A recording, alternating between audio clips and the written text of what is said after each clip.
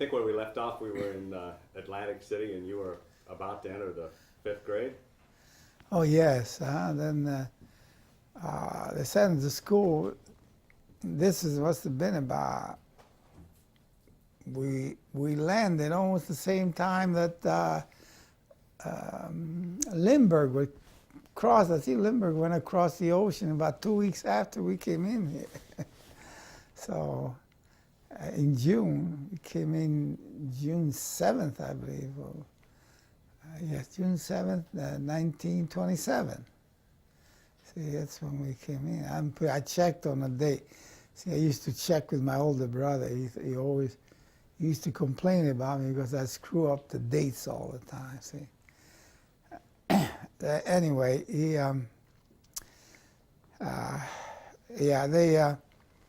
what they did, we just threw us in these classrooms, and we could not speak one word of English, except, we learned one little poem on a boat.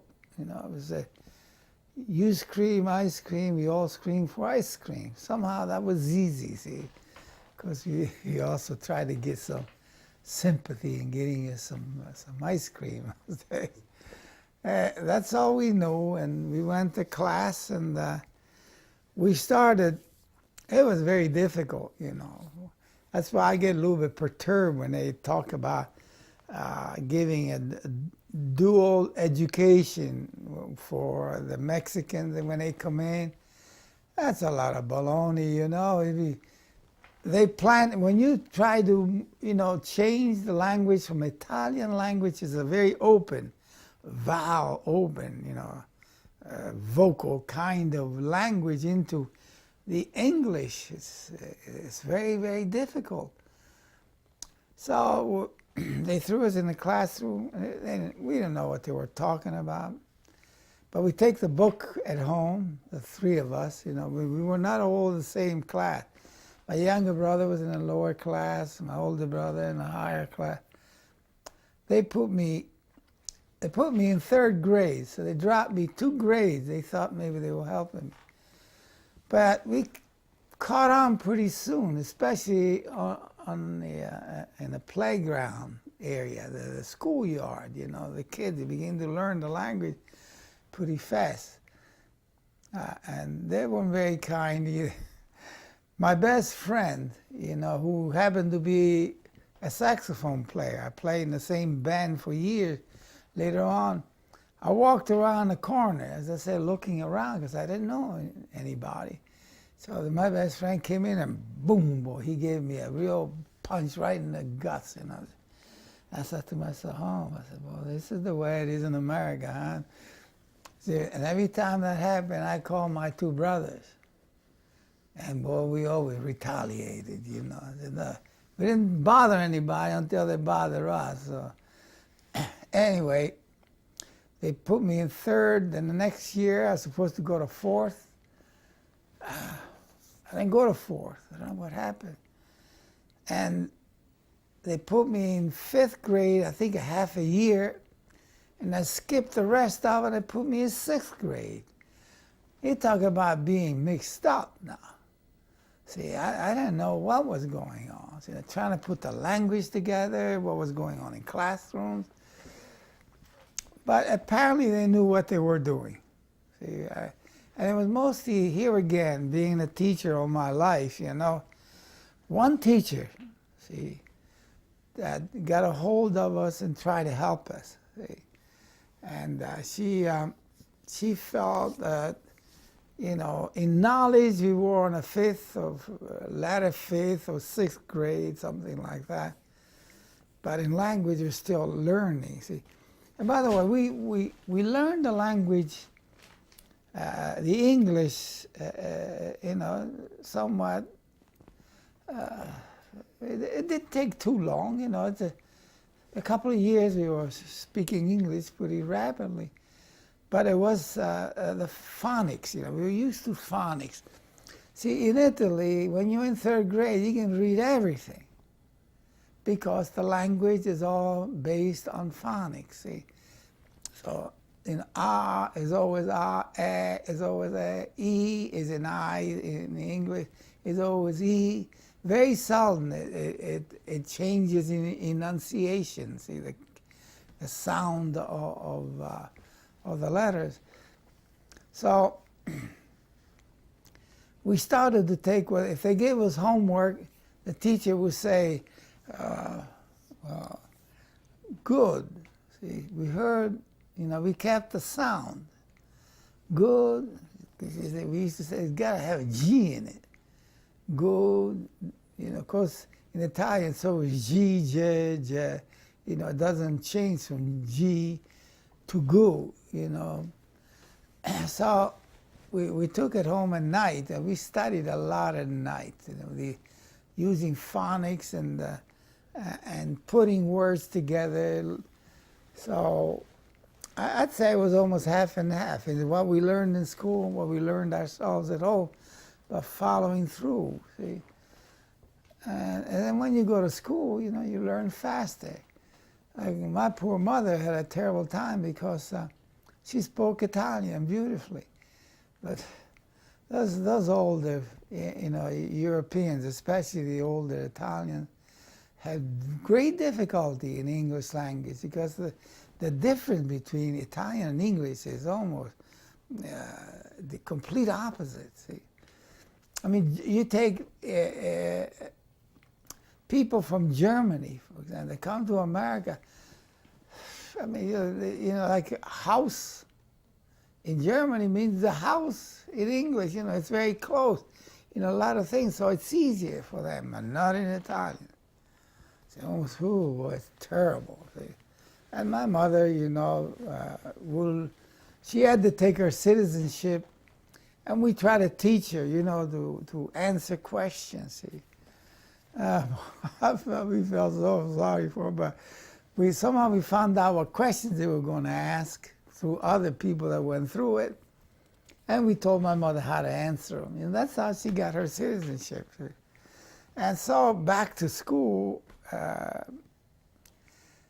when I was I made sixth grade here in America, I began to click. See, as a matter of fact, at one time they were looking for the president of the class. It's the first time I became president, by the way. See, they wanted me to run, see, because I was pretty good in the academics. I think they got a kick out of me in the way I spoke, you see. So they almost voted me in. I said, thank God they didn't. No, that's right. I didn't win that election. I stayed the way I was, and I was so glad for it. So that's it. And then, of course, we went to, what they call junior high school after the 6th, 7th, and 8th. And then you go to different, here in America, it was beautiful. I never forget, I must mention this. I had a teacher in 8th grade in Atlantic City. She'll never forget her name. It was Mrs. Brennan. She's just a great teacher. There again, she kind of took and got a kick out of me because I had, as some people tell me, I still had somewhat of an accent. I don't hear it anymore, but she knew it, and she wanted, she gave me a little extra help. See, she was a terrific teacher. See, so and on. I came for graduation in 8th grade, so we had to tell the teacher, Mrs. Brandon. I said, "Tell me where are you going to go now? You going to go to high school, or this other school? That they teach you trades." So I made a mistake asking my father. See, my father said, "Go to trade school, get a job." That's how they were. You learn a trade. That way you never starve. So my father was one of those. You couldn't really argue with him very well. So I went to the school that taught a trade. So I studied electricity for a year. See, I thought maybe I want to be an electrician. But that didn't last very long. I said, gee, I love wood. When I was 8 years old, I worked for cabinet makers in Italy. See? And in Italy, boy, I really some school in cabinet making. Yeah, they start you by making what we call zippy. They're really pegs, because when they made furniture, see, when someone at those days, I still believe we lived in a medieval time in Italy, see, until that terrible, that damn Mussolini, came along. And I say a couple wanted to get married, before they would both go to a cabinet maker and they would tell them what they would like. Well, bureaus, tables, beds, they made everything. See? So, and that's, when I went to trade school, I was well tuned to the cabinet making. I could use woods, or I switched from electricity to woodworking, cabinet making there in Atlantic City. Well, I stayed there about a year and a half, something like that. Don't forget, all this time I was playing clarinet. See? And I had, again, a wonderful music instructor at Atlantic City High School. It was a tremendous high school, really. It was a large high school, too. Even then, we had about 800 students, I played the clarinet, and I kept playing the clarinet all the time because I had private teachers. Who was an old Italian fellow, teaching all kinds of kids, playing clarinet. So Mr. Jaquis, who was the head of music for the Atlantic City schools, he didn't like the fact that I was going to a trade school. See, he was like my second father, working in the back. So it came up, they got to him somehow, an academy, Admiral Farragut Academy. This is a naval prep school in New Jersey, now they're in Florida somewhere. They needed a clarinet player. So Mr. Jaquis, the conductor of the high school, said, now I can get Joe out of that damn trade school. He didn't want me to stay there. He said, so they offered, before I offered, they came to the house, offered my father, said, we'd like to have your son, take advantage of the scholarship. And my father listened. He says, when he heard he gets everything free, my father liked that. Uniforms, he said, food, everything's free at Admiral Farragut Academy because you get a high school education, see. So I didn't know. I personally didn't know what to do, I was too young to decide. I feel I was going to school, I was learning something. Besides, at the cabinet making place, the head man of that department told me about the competition of Fisher Body Corporation to make the model, see. And he gave it to the wrong guy because once he gave me the plans, I was immersed in it, see. I started to make it, see. And I said, hey, they're going to give you $5,000, if you win. And that's the one, I lost by 2.5 points. Anyway, that's the way I got out. See, that took me away from the prep school and into Admiral Farragut Academy, which was an academic school.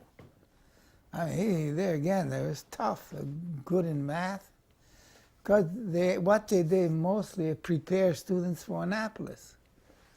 See, that's where a lot of those kids, when they graduated from Admiral Farragut Academy, they moved into Annapolis, but you had to get, in those days, you had to get a senator to, push you into Annapolis.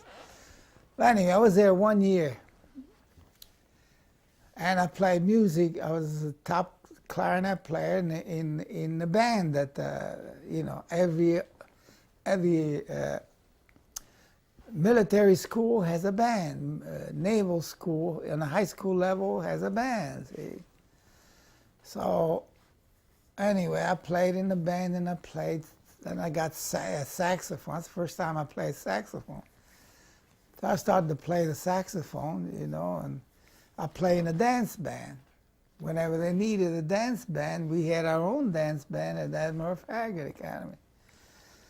But I didn't like, I tell you, between you and me, I didn't like the military stuff, the naval stuff. See? It went against my grain, you know. I didn't mind the band, but the military exercise, and I said, I'm not a military man. So at the end of the year, and they said, well, okay, we'll see you next year. I said, oh, no, you don't. I'm not coming back. I said, I'm not coming back. I said, I don't like this place. Too much military stuff, you know. I don't want to come back. Of course, when I went home, told my father, he hit the roof. He said, you don't like that academy? You got your uniform? I hated the uniform. He said, you look so nice in a uniform. I said, yeah, Pop, but I hate it. So I didn't go back. And I had to tell you the next series how I stayed in education. I almost said, hey, I can get a job as a cabinet maker. See, I didn't want to go back to the academy. And they get Mr. Jacques says, hey, aren't you going to play in the orchestra, in the band? What are you going to do next year? He says, I don't know. He was hinting, you know, come to the high school. He needed a first clarinet player. So I didn't know what to do. You know, I was really mixed up by this time. You know, I'm all over the place. I suppose ultimately that was a good education because, man, I studied electricity, carpentry, you name it, the Italian language to the English language, from soccer to baseball. Oh, Lord. Anyway, so I didn't know what to do, but somebody convinced me. I forgot. It must have been maybe Miss Brennan. I must have seen her in church. I don't know. She was also a Roman Catholic, you know. Every time I saw her, I felt guilty I didn't go on because she wanted me to go to high school. So this one day, it was before, it must have been in September 10th, something like that. I don't know what to do. I started to walk alone toward the high school. It must have been about 12 blocks away from where we lived in Atlantic City. And there's a park in front of the high school. It was a beautiful park that the gamblers and the glitz, ugly ones, you know, is presently ruining with their operations of gambling. So I stood against the wall, and I forget it, a wall of a drugstore. You know, I used to get soda and stuff. And I stood there looking at the high school. I didn't know whether I wanted to walk another block to go into it or just go home and try to get a job. See? And I keep thinking of Mr. Jacques, you know, he wants me to play in the orchestra, in the band. Anyway, one of my father's friends, my father worked for the city at that time. He did all kinds of things. And my father's friend saw me there. He knew me. He says, "Hey, Joe, what are you doing there?" I says, "Nothing. I'm just here looking at the high school." You know, he said, he was a big wheel in City Hall, see, this guy. I don't know how my father got to know him. And he said, "What do you mean you're looking at it?" So he said to me, he looked at me, he said, "Get the hell up there." And then he gave me a few other words, you know. He said, "What the hell are you doing there? You got to finish high school." He practically kicked me up. So I started to walk, and I didn't stop. I went right into the office, you know. Then I'm an academic student once again, from the academy to the Atlantic City High School. And I started to play with the orchestra and the band, you know, and we, you know, in our band, I suppose you experienced it. You play clarinet, and you go to competitions, state competitions, and with the orchestra, with the band. And here I am. He needed a first clarinet player. So he knew me from way back because he knew my teacher very well. So I'm playing first clarinet, and we win first prize in the high school band, the state prize. So we competed with the orchestra. Now that was all in the band. I was a little more important than in the orchestra, you know. We played in the orchestra. I played first clarinet there too, and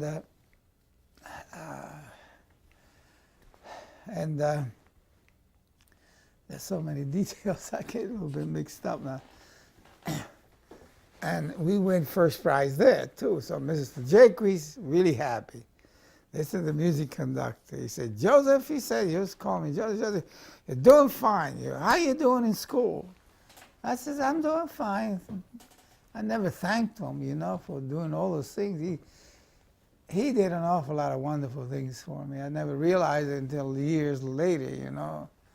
Okay, Joe, let's pick up where you left off.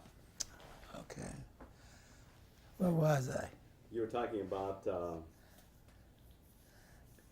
In high school and Just gone back to high school. just Yeah. Playing the clarinet, and where did the spark for the artistic side? Oh, okay. Well, all right. Then went back to high school. I'm playing in a band and orchestra, you know. Then I had a lot of fun. I remember, I must tell you this one little, because I see Mr. Jaquie's, the conductor of music, he got sick one time, and we had been practicing with the theater group in Atlantic in the high school, and the orchestra was backing all this up. It's very tricky to follow.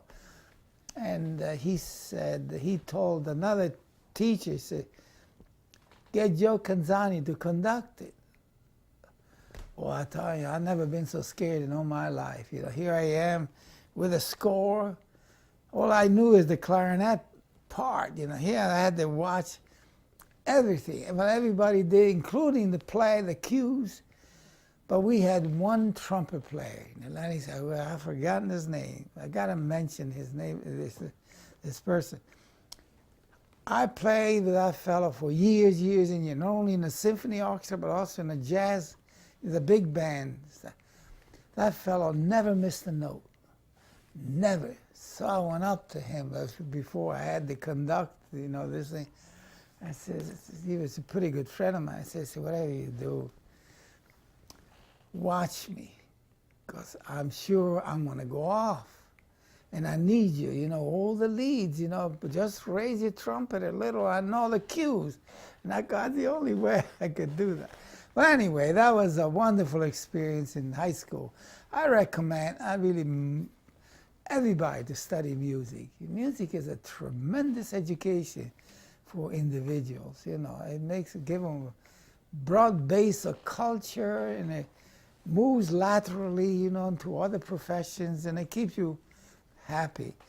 Anyway, one day in high school, it was close to the senior year, they were doing the senior graduate book, you know, what they call that book.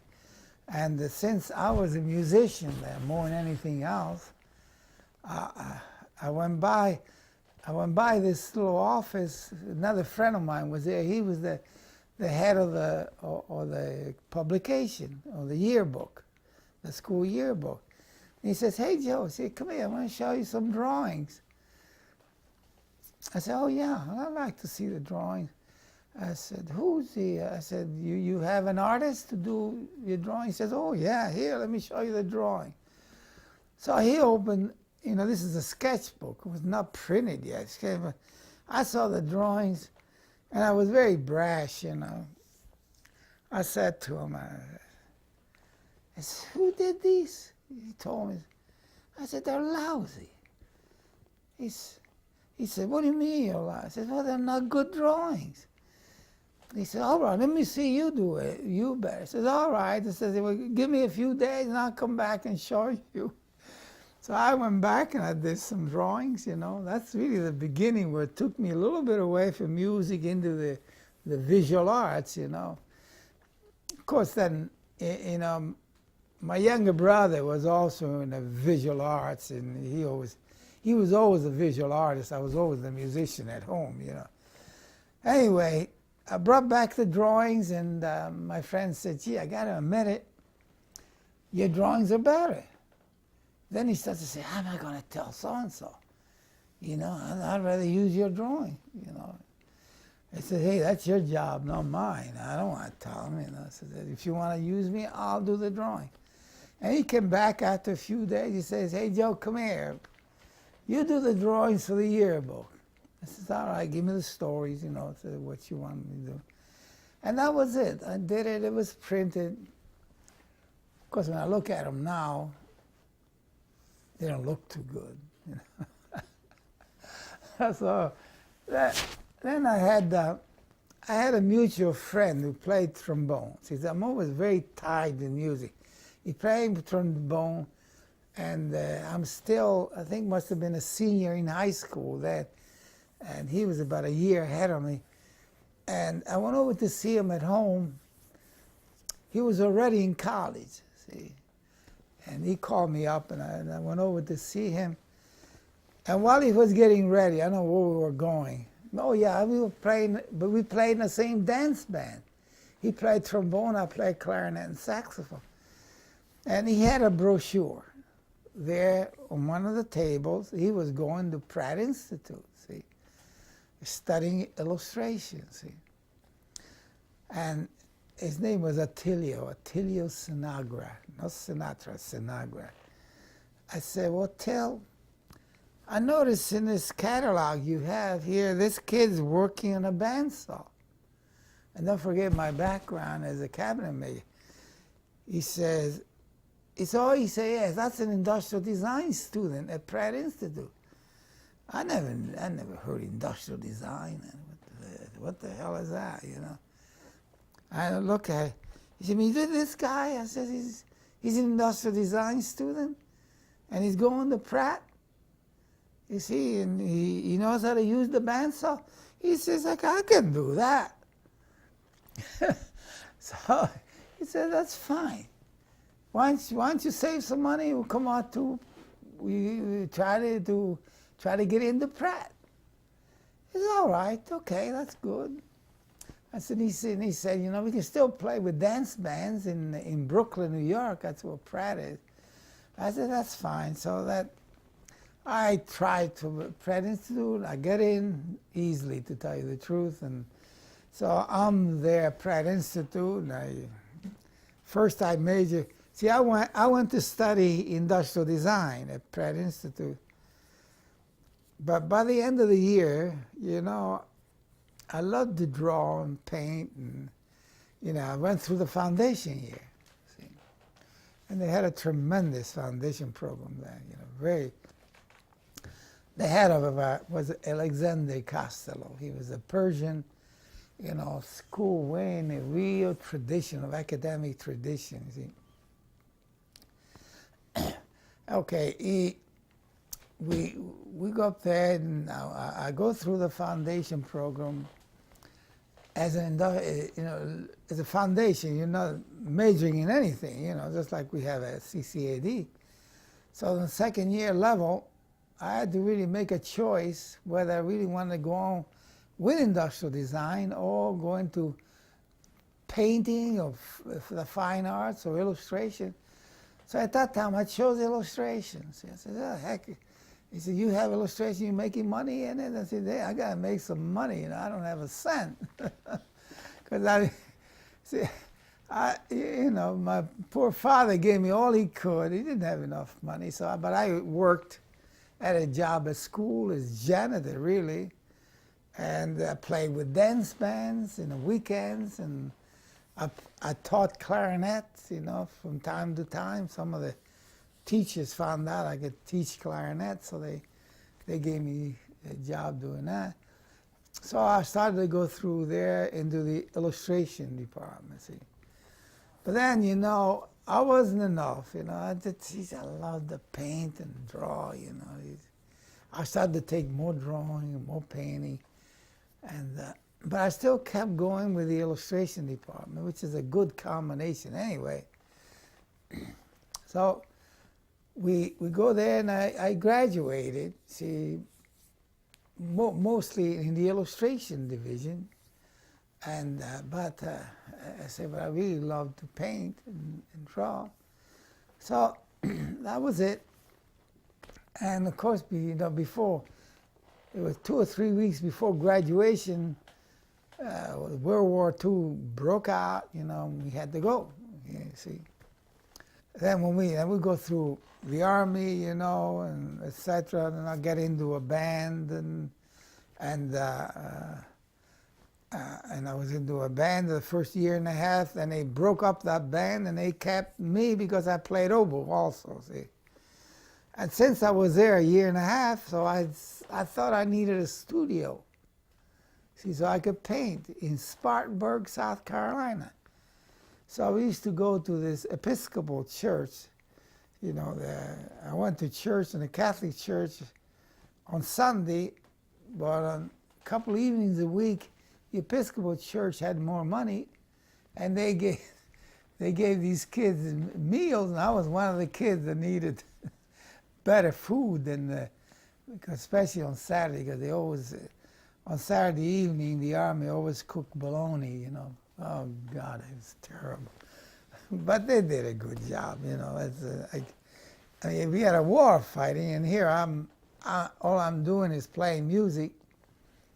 Of course, we made a lot of money for the government, by the way, with the band in the army. We traveled, you see, in different states. We sold war bonds. I know in New Jersey, Delaware, and another state, we sold $48 million worth of bonds. I think were bonds. Anyway. I'll interrupt you 1 second. I'm a little confused as to the transition from Pratt to the military. Did you graduate from Pratt, or tell me? I was only 2 or 3 weeks away from graduation. See, and what happened and then? I asked the Pratt. I asked the board in Atlantic City to let me graduate because I was so close to it. They wouldn't give me permission. I was pretty angry about that. I couldn't finish. I couldn't graduate. So I went in the army without finishing, and then after 4 years later, I go back to Pratt and finish. See.